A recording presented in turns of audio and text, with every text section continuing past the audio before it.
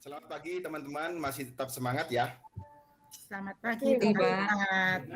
Semangat Pak. Oke, pada kesempatan kali ini di hari ke-9 ya, kita akan mempresentasikan tentang modul ajar. Modul ajar ini sangat penting bagi semua guru dalam pembelajaran. Seperti pertemuan-pertemuan sebelumnya, kegiatan ini selalu diawali dengan pembukaan doa.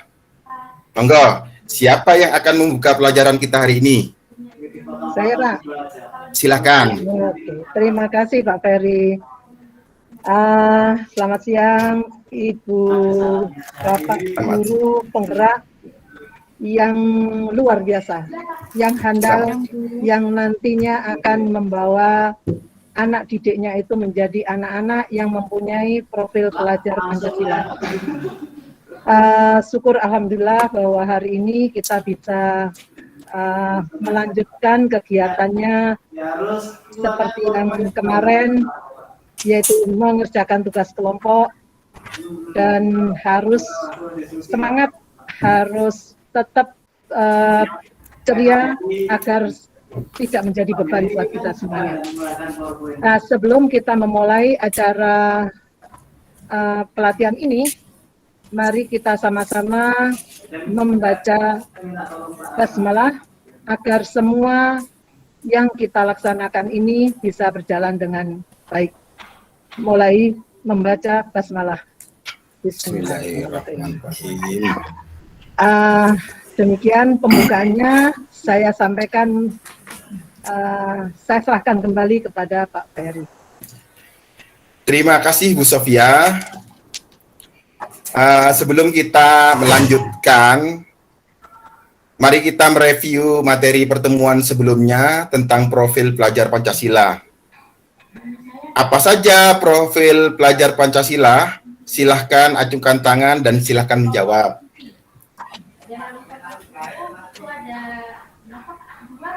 Siapa? Monggo Bu Nurul. Profil pelajar Pancasila itu diantaranya ada bergotong royong, terus sama kreatif Pak. Oh, kreatif, bergotong royong. Nggih. Ya. Yang Saya, lain? Pak, bisa menambahkan Pak. Nggih, monggo. Ya, ada bernalar kritis dan juga berkebinekaan global. Saya Pak, nambah Bagus. lagi Pak. Ya, Beriman, bertakwa kepada Tuhan Yang Maha Esa, dan berakhlak mulia, serta mandiri. bagus. Artinya, ibu-ibu sekarang sudah memahami materi tentang profil pelajar Pancasila. Untuk selanjutnya, kita akan memasuki pembahasan tentang modul ajar. Ibu-ibu, sebelumnya saya akan memberikan pertanyaan sejauh mana ibu-ibu memahami materi tentang modul ajar. Apa yang dimaksud dengan modul ajar? Saya Pak, Oke, modul ajar adalah gambaran alur tujuan pembelajaran. yang lain? Modul ajar merupakan bahan ajar pokok yang memenuhi tuntutan kurikulum, Pak. Bagus, mungkin bisa ditambahkan? Ya Pak, saya Pak. Modul ajar itu adalah perangkat yang berisikan alat atau media, metode, petunjuk, dan pedoman yang dirancang secara sistematis dan menarik. Begitu Pak? Luar biasa. Jawaban ibu-ibu betul semuanya. Dari sini kita bisa menyimpulkan bahwa modul ajar adalah kumpulan media, metode, petunjuk, pedoman yang dirancang secara sistematik dan menarik sebagai alur tujuan pembelajaran untuk memenuhi tuntutan kurikulum. Kita memasuki pertanyaan kedua. Bagaimana konsep pembuatan modul ajar? Saya Pak. Oke, silakan. Menurut saya konsep pembuatan modul ajar itu ada 4 Pak. Yang pertama itu esensial, yang kedua menarik, bermakna, menantang, sedangkan yang ketiga relevan dan konseptual, yang keempat berkesinambungan. Menurut saya seperti itu Pak. Ada jawabannya lain? Pak, boleh nggak saya menyanggah, Pak? Silahkan. Iya, mungkin saya tidak, ya beberapa lah, tidak sama dengan Bu Nurul, tetapi ada beberapa yang sama memang, karena apa yang disampaikan oleh Bu Nurul tadi ada esensial, ada menarik, bermakna, menantang, relevan, dan kontekstual, dan berkesinambungan tadi, itu menurut saya merupakan prinsip penyusunan alur tujuan pembelajaran. Kalau saya, ini pendapat saya, tapi saya tidak tahu benar apa enggaknya. Ya, ya. Nah, konsep modul itu adalah dia harus menarik dan bermakna. Kenapa harus menarik dan bermakna? Karena ini yang akan disampaikan kepada anak. Sehingga kalau itu tidak menarik, maka anak pun juga tidak akan tertarik dan hasilnya nanti mesti nggak akan bagus. Kemudian yang kedua, sesuai dengan fase perkembangan peserta didik. Maksudnya sesuai itu, kalau umpamanya kita mengajar kelas 10, tetapi yang kita ajarkan materi kelas 12, kan tidak sesuai, jadi harus sesuai. Kemudian yang berikutnya itu merupakan implementasi dari alur tujuan pembelajaran. Jadi harus jadi implementasi, harus sesuai dengan merupakan implementasi dari alur pembelajaran. Itu Pak. Baik sekali. Baik sekali jawabannya. Sebenarnya Ibu-Ibu tidak ada jawaban yang salah dalam hal ini, karena dalam kesempatan ini, diskusi ini, kita hanya memahami konsep.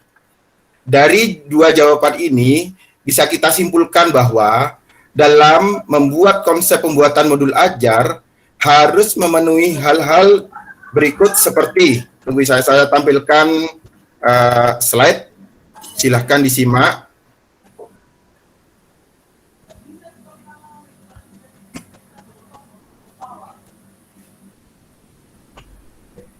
Nah, ini.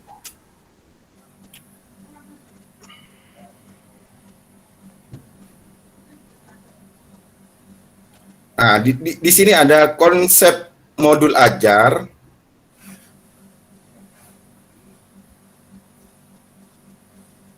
Silakan Ibu-Ibu nanti mengunduh materi dalam bentuk PDF di LMS-nya.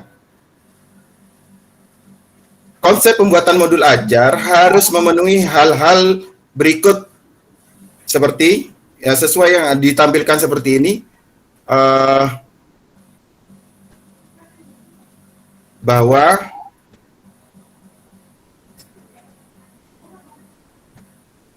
modul ajar adalah sejumlah alat atau sarana media, metode petunjuk, dan pedoman yang dirancang secara sistematik dan menarik. Modul ajar merupakan implementasi dari alur tujuan pembelajaran yang dikembangkan dari capaian pembelajaran dengan profil pelajar Pancasila sebagai sasarannya. Modul ajar disusun sesuai dengan fase atau tahap perkembangan peserta didik, mempertimbangkan apa yang akan dipelajari dengan tujuan pembelajaran dan berbasis perkembangan jangka panjang. Guru perlu memahami konsep mengenai modul ajar agar proses pembelajaran lebih menarik dan bermakna. Dalam gambar yang ditampilkan, konsep dari pembuatan modul ajar harus memenuhi kriteria-kriteria yang ada pada slide ini. Itu telah tadi penjelasan tentang konsep pembuatan ajar kita. Mari kita lanjutkan ke pertanyaan ketiga. Komponen-komponen apa yang harus ada dalam modul ajar? Saya Pak. Oke, monggo silakan jawab. Ini saya pakai yang lama Pak. Jadi saya menggunakan modul ajar atau sama dengan RPP. Kalau menurut saya itu begitu. Tapi saya tidak tahu nanti apa benar modul ajar itu sama dengan RPP. Itu ada identitas dan ada kegiatan inti. Nah, di kegiatan inti itu isinya bermacam-macam, mulai dari pembukaan sampai penutup, bahkan di situ ada penilaian juga, kemudian ada materi, ada sumber-sumber belajarnya, dan sebagainya. Jadi menurut saya itu ada dua gitu Pak, identitas dan kegiatan inti, itu Pak. Mungkin ada yang menimpali atau menambahkan? Saya Pak. Silakan. Oke, silakan Bu Nurul. Kalau menurut saya, komponen modul ajar itu ada 3, Pak. Yang pertama itu informasi umum. Informasi umum itu mencakup identitas sekolah, kompetensi awal, PPP, terus sarana dan prasarana, target peserta didik, model pembelajaran yang digunakan. Yang kedua itu ada kompetensi inti yang meliputi tujuan pembelajaran, pemahaman bermakna, terus pertanyaan pematik, terus persiapan pembelajaran, kegiatan pembelajaran, asesmen, terus sama persiapan dan remedial, pengajaran dan remedial, serta refleksi. Sedangkan yang ketiga itu ada lampiran, Pak, yang terdiri dari LK, bahan bacaan guru dalam peserta didik, terus glosarium sama daftar pusaka. Saya kira itu, Pak. Tepat sekali. Jawabannya hampir sama dari apa yang disampaikan Bu Sofia dengan Bu Nurul, sebenarnya sama. Cuman dilengkapi dalam sesuai dengan komponen modul ajar yang ada di, sebentar lagi akan saya tampilkan di slide 5. Mengenali materi kali ini, marilah kita berdoa bersama-sama menurut agama dan keyakinan. Di slide 5. Nah, Untuk berdoa, nah, di sini ada informasi umum yang sesuai disampaikan Bu Nurul tadi, kemudian komponen inti, dan dilanjutkan dengan lampiran. Jadi utuh semuanya harus ditampilkan sebagai komponen modul ajar. Dapat dipahami Ibu-Ibu? Iya, Pak. Ya, Pak. Ada pertanyaan, Ya, Pak. bisa. Pertanyaan boleh? Silakan Bu. Iya. Kalau lihat dari apa yang tadi kompetensi apa Pak? Yang umum, informasi umum ya. Yang nomor 1 tadi informasi umum ya Pak ya. Terus ada kompetensi inti dan lampiran. Sepertinya kok mirip ya. Saya tidak mengatakan sama, tapi mirip dengan RPP. Cuman bedanya di sini ini ada prasyarat kayaknya kompetensi awal. Kalau di RPP dulu kayaknya tidak ada prasyarat kompetensi awal. Terus di yang dulu tidak punya profil pelajar Pancasila, sekarang ada. Kemudian sarana prasarana ditulis di sini, kemudian target juga ditulis di informasi umum. Tapi pada dasarnya intinya di kompetensi inti sepertinya sama. Jadi apakah memang RPP yang kita buat dulu itu dikembangkan menjadi modul ajar yang seperti sekarang ini untuk untuk mencapai tujuan menjadi profil pelajar Pancasila, gitu kalau nggak salah. Iya Pak. Betul Sama, sekali, sama sekali, sama Bu, tepat sekali. Jadi modul ajar dengan RPP kurang lebih sama. Hanya saja di modul ajar identitasnya lebih lengkap dan rinci. Mungkin itu Bu. Mungkin ada yang masih perlu ditanyakan? Cukup Pak. Cukup, Pak. Oke. Kegiatan berikutnya silahkan download template tugas pembuatan modul ajar, 1 capaian pembelajaran untuk fase E. Elemennya bebas. Kemudian silahkan diupload. Di LMS-nya, Pak ya? Oke. Di LMS-nya silahkan dicek. Ya, Sampai kapan Pak tugasnya? batasnya terakhir, Pak. Ya, sampai jam 6 besok pagi. Jam 6 besok pagi. Ya, Pak. Ya, Ya, oke. sudah ya. Ya, Pak. Demikian pembahasan materi tentang modul ajar. Jangan lupa mempelajari materi-materi yang ada di LMS. Dan sepertinya kelas sudah bisa diakhiri. Silakan Bu Sam untuk menutup pertemuan hari ini.